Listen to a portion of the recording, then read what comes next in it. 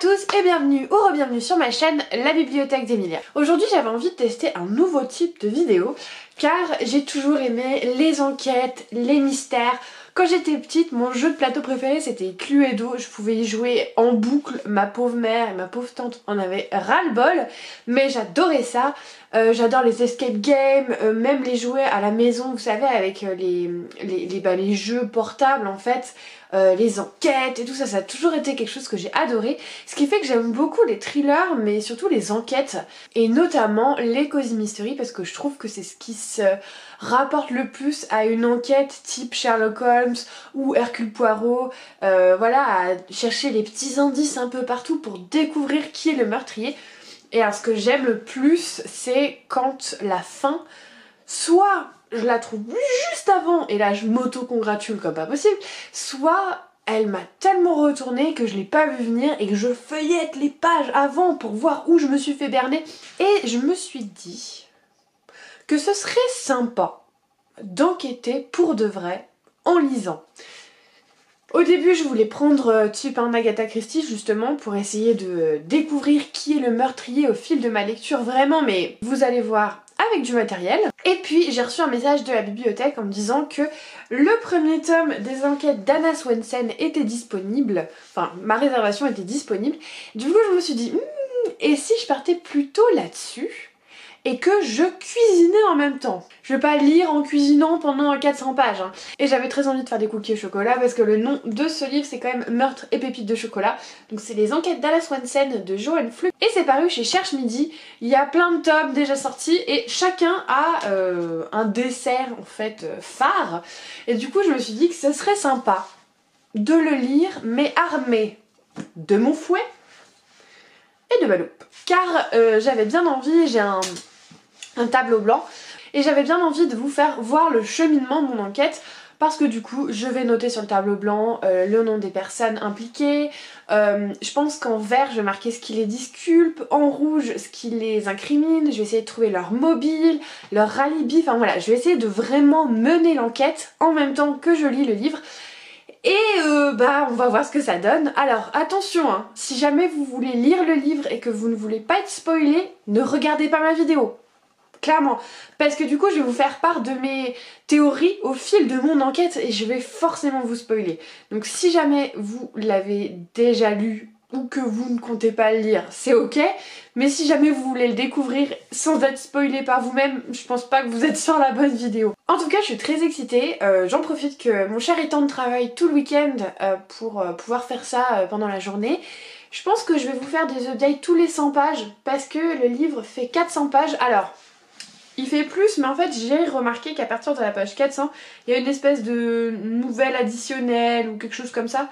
Du coup je m'arrêterai vraiment à l'enquête type du premier livre. Et pour être sûre de pouvoir vous donner ma théorie finale avant la révélation, je pense que je la ferai 100 pages avant. Voilà. Après bon, si je découvre un détail fulgurant 10 pages après la page 300, je reviendrai vous prendre en update. Mais je pense que voilà, une update tous les 100 pages avec des petits clips de comment je fais mon enquête, je pense que ça peut être pas mal. J'espère que ça va vous plaire comme concept. J'espère surtout que à la fin ce sera comme ce que j'avais imaginé dans ma tête. Enfin ce sera jamais comme ce que j'avais imaginé dans ma tête, mais que ce sera pas trop mal, voilà. En attendant je vais me mettre à ma lecture. On est samedi, il est 11h01 même. Donc je vais me mettre à la lecture des premières pages et je vais surtout remplir mon tableau blanc parce que à mon avis c'est là où je vais le plus noter de noms de personnages avec leur métier, ce qu'ils font, les relations avec la victime et puis surtout le nom de la victime parce que au tout début on ne sait pas qui meurt. Donc voilà, je vais tenter de résoudre cette enquête meurtre et pépites de chocolat. Et puis ben on se retrouve une fois que j'aurai bien avancé dans le livre et que j'aurai déjà quelques éléments d'enquête à vous présenter.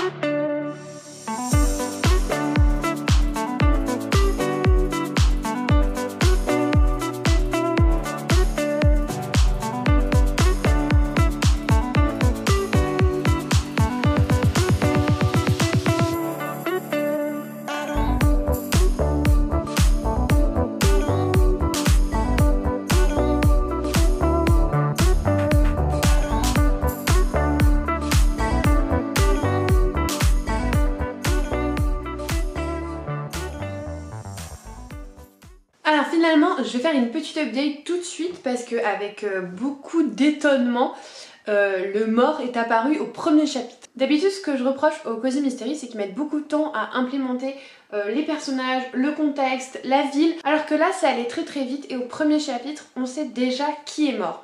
Alors, il s'agit, vous allez rien voir, hein, mais de Ron, qui était un ancien sportif qui s'est blessé au ligament et qui effectue normalement les livraisons.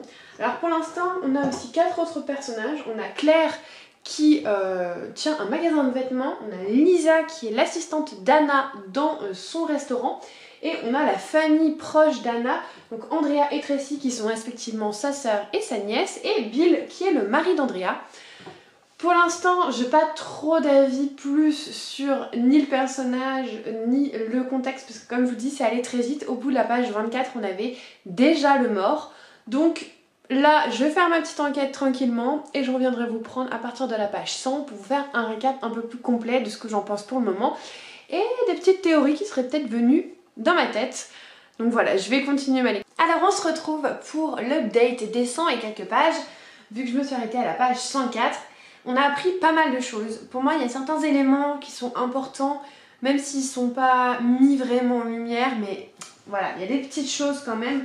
Il y a pas mal de personnages qui, pour moi, pour l'instant, n'ont pas assez de liens ou de raisons ou de connaissances pour être vraiment importants dans l'histoire. Donc je les ai laissés comme ça. Il y en a pas mal où il n'y a rien écrit. Après, au niveau des personnages où je pense il y a matière à se poser des questions, on a notamment le patron de Ron qui lui a enfin donné une augmentation après des mois à la réclamer la veille de son meurtre. Donc ça, pour moi, c'est un élément à garder en tête. On a aussi Luan qui est une vendeuse de cosmétiques et qui a une fille et qui reste très mystérieuse sur l'identité du père de sa fille. Ça aussi, pour moi, à mon avis, c'est très important. Ça sera important dans le récit, que ce soit pour le développement des personnages ou pour l'enquête, mais ça peut pas être anodin. Et ensuite, on a Daniel et Boyd, donc c'est un couple. Boyd, c'est l'entraîneur sportif du lycée. Sachant que Ron était un ancien sportif et qu'en plus, il l'entraîne bénévolement de temps en temps aussi au lycée, ce sont des personnages qui se connaissent. Boyd n'était pas en ville le soir, enfin la veille de son meurtre, mais ça n'a pas été confirmé par un alibi vraiment intangible. Donc à prendre avec des pincettes.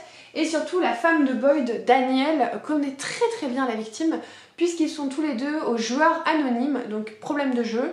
C'est son parrain d'ailleurs et que surtout elle a passé la nuit avec lui. Alors pas une liaison hein, mais elle nous raconte, enfin elle raconte à Anna que du coup en fait vu que c'est son parrain, il l'a croisé au casino et il l'a emmené chez lui pour boire du café, pour discuter parce qu'elle était en train de retomber.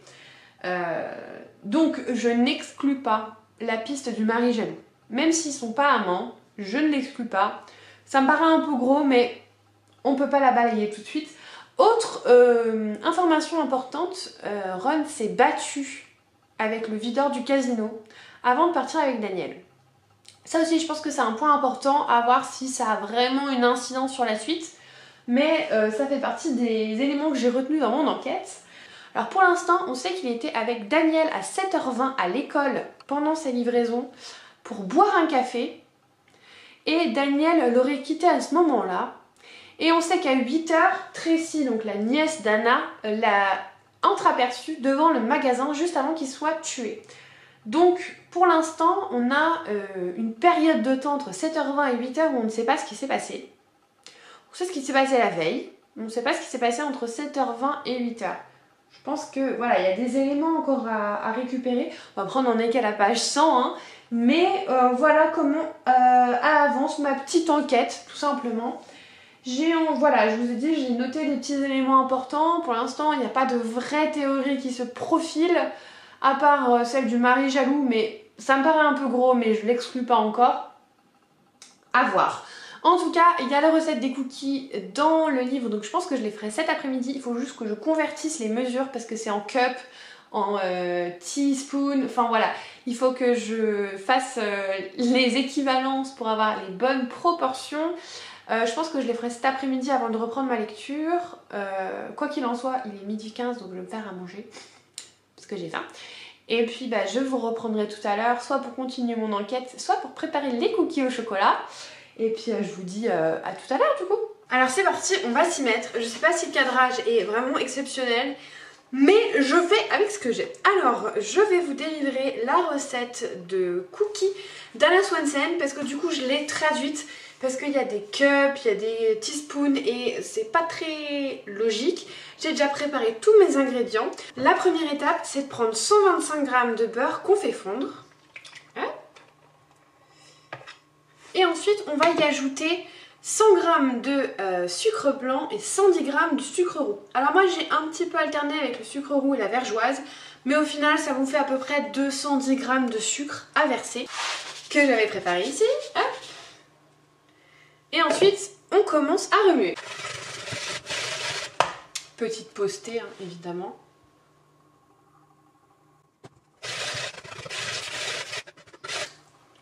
Maintenant que mon beurre et mon sucre sont bien mélangés, je vais en profiter pour allumer le thermostat et on doit mettre à 190 degrés. Ensuite, on va y mettre une pointe de sel, une cuillère à café soit de bicarbonate de soude, soit de levure. Chez moi, c'est de la levure. Et également, on se sert de la même cuillère, hein, d'une cuillère d'extrait de vanille. Donc hop, voilà. Et on remélange. Ah non, j'oubliais, il faut également ajouter un œuf au préalable battu. C'est ce que je fais avec mon magnifique bol Olaf. J'avais déjà battu l'œuf hein, avant. J'avais déjà préparé toute une préparation comme ça, j'avais juste à les incorporer. Et on fouette.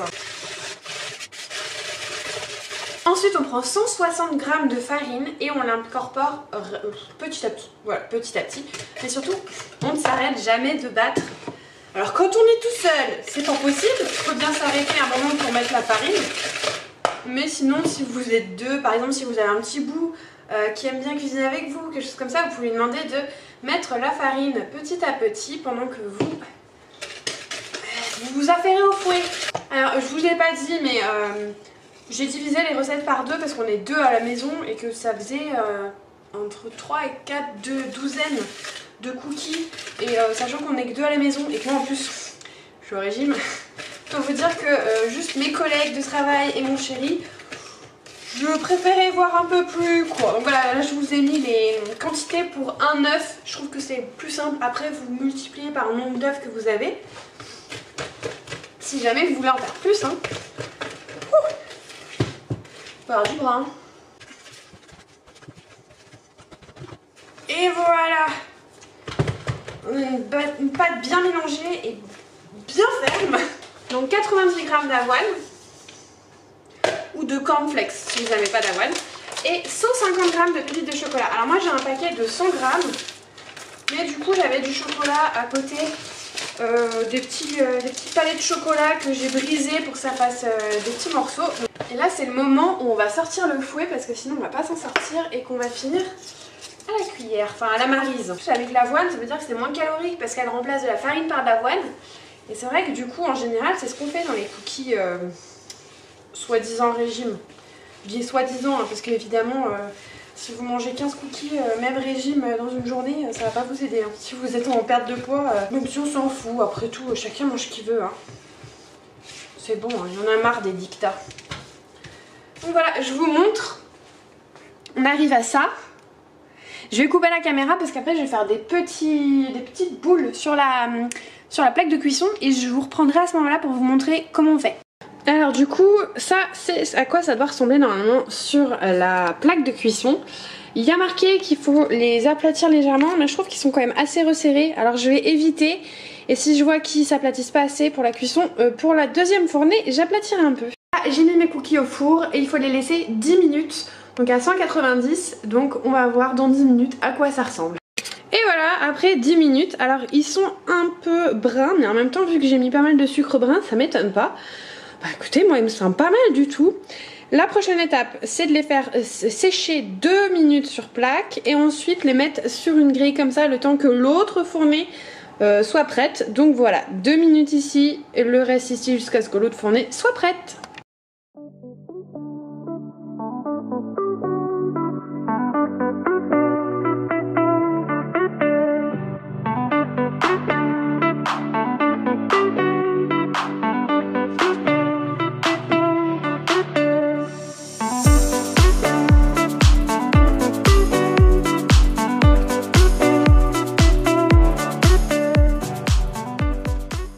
C'est la première fois que je parle devant toi. Alors on se retrouve, ça y est, j'ai fini mes petits cookies. D'ailleurs, ils étaient sacrément bons, n'est-ce pas? Je confirme. Oui, donc voilà. Je vous montrerai un petit peu le rendu dans la boîte à biscuits demain. Mais on se retrouve car j'ai fait donc les 100 autres pages. On en est à peu près à la moitié du récit. Donc on va parler un petit peu des tournures de l'enquête et de mes petites théories. Alors on a de nouvelles informations sur certains personnages. Par exemple Norman, qui est le dentiste de la ville, qui a repris le cabinet de son père. Et lui, normalement, il a un alibi, parce qu'il était en train de soigner la mère d'Anna pendant le meurtre. Mais déjà, est-ce que c'est vraiment Ron que la mère d'Anna a vu quand elle est sortie du cabinet? Et surtout, son père était un peu glauque parce qu'il droguait ses patientes et qu'il les prenait en photo toutes nues. Donc voilà, c'est un peu quand même chelou. Je pense que ça va être un petit peu important dans l'histoire. On a rencontré également le vigile, mais juste après s'être tabassé avec Ron, apparemment, il est parti à l'hôpital pour assister à la naissance de son fils. Donc ça me paraît un petit peu compliqué pour lui d'avoir assassiné Ron. On a des petites nouvelles aussi sur le mari de Daniel, vous savez, la piste du mari jaloux. Apparemment, il n'aurait pas été en ville, donc il aurait un alibi, mais il est allé chercher le petit déjeuner. Donc qui nous dit qu'il n'est pas revenu pour tuer Ron et qu'il est reparti pour avoir un alibi? Donc voilà, je pense que cette piste aussi est à suivre. Sinon, je crois que le reste, on n'a pas énormément plus avancé. Moi, vraiment, la piste du mari jaloux, elle me parle bien. Il y a aussi le fait que le père de Norman soit un peu chelou. Voilà, on commence un petit peu à y voir un peu plus clair. Je pense qu'il faut attendre la page 300, je vous ferai ma théorie finale sur l'assassin de Ron pour pouvoir vraiment se lancer dans des affirmations. Mais on a quand même bien avancé et en plus on a fait des cookies, c'était sacrément cool. Donc je confirme. Donc pour ce soir je vais m'arrêter et puis on reverra demain la suite de l'enquête.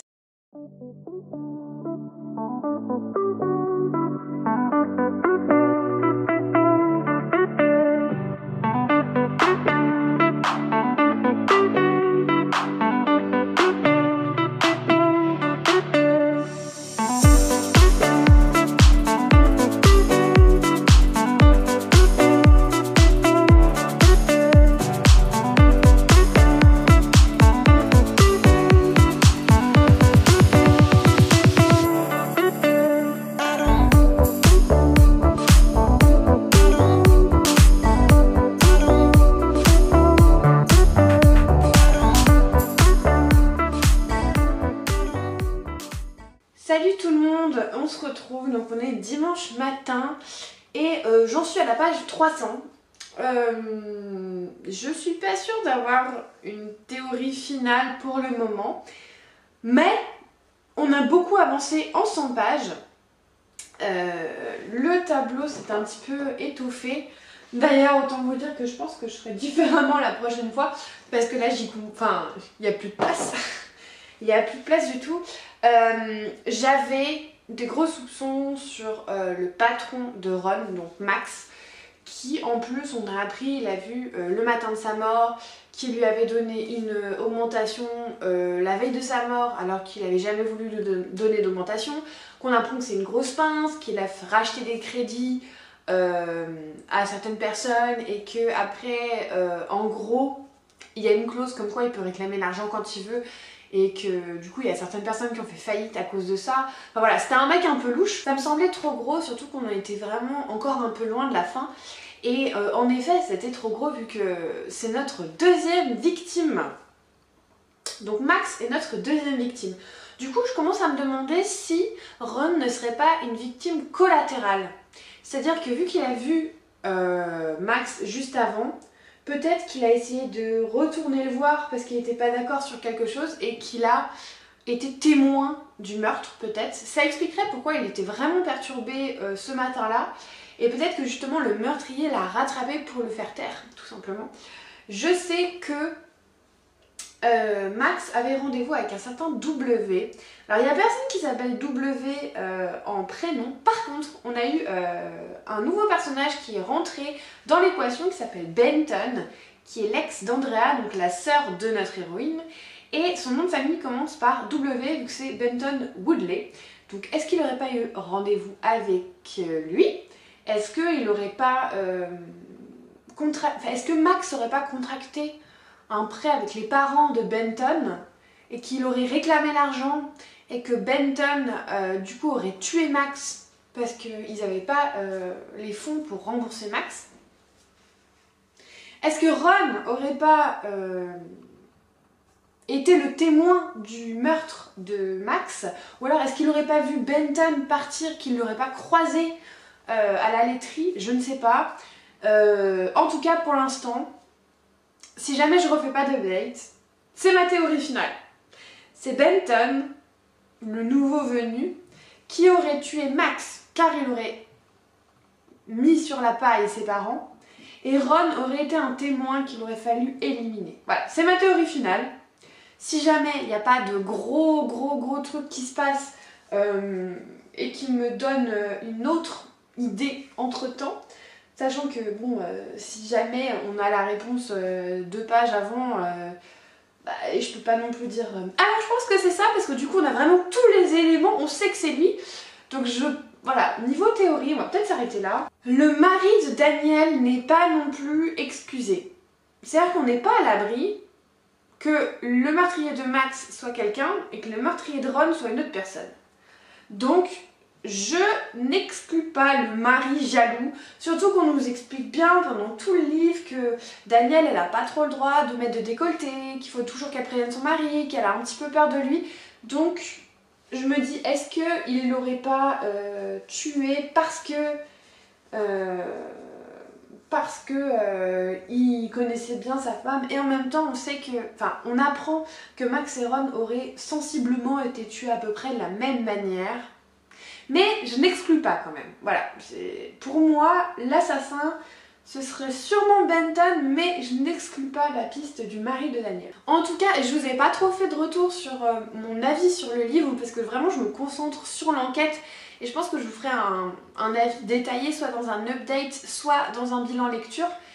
Mais je m'éclate. Voilà, je m'éclate. Je sais pas si c'est le fait de faire l'enquête ou si c'est l'histoire qui m'éclate, mais j'ai un sentiment très positif sur cette histoire. J'aime beaucoup Anna Swanson, donc notre héroïne, qui d'ailleurs prend la petite casquette de détective, parce qu'en fait son beau-frère, donc le mari d'Andrea, est policier mais qui peut pas être partout, et surtout que parfois on confie des choses à des personnes extérieures qu'on confierait pas à la police. Donc je trouve ça vachement sympa la façon dont elle est amenée à enquêter, et en plus le duo qu'elle forme avec sa sœur Andrea me fait beaucoup rire, et je la trouve très sympathique. Alors après c'est un peu vieux comme livre, et il y a quelques remarques sur les grosses qui me font un petit peu grincer des dents.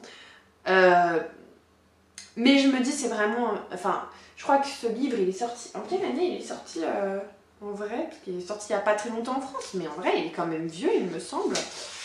2000, voilà, on est quand même sur un livre qui a plus de 20 ans. Donc ça me fait un peu grincer des dents, mais vu le contexte de l'époque, enfin voilà, ça passe. Je laisse passer, même si dans un livre qui aurait été écrit en 2021, je l'aurais pas laissé passer. Là, bon, je laisse passer. Mais je m'éclate, j'aime beaucoup l'histoire, j'aime beaucoup les recettes de pâtisserie. Il y en a beaucoup plus que celles que je vous ai filmées. D'ailleurs, j'aurais jamais pensé faire un tuto cuisine, mais les autres, je vais les garder pour moi. Il y en a certaines que je vais faire, d'autres que je vais pas faire, mais j'adore les petites recettes au milieu, donc voilà, pour l'instant c'est vraiment un cosine historique que j'aime beaucoup. Mais je vous ferai un résumé détaillé dans mon update ou dans mon bilan, et là quand on se reprendra, une fois que j'aurai su qui est le meurtrier, je parlerai pas trop de mon avis sur le livre, mais plus de l'enquête en général. Donc voilà, il me reste 100 pages pour découvrir le meurtrier. Je croise les doigts pour avoir fait un bon boulot d'enquêtrice. On va voir.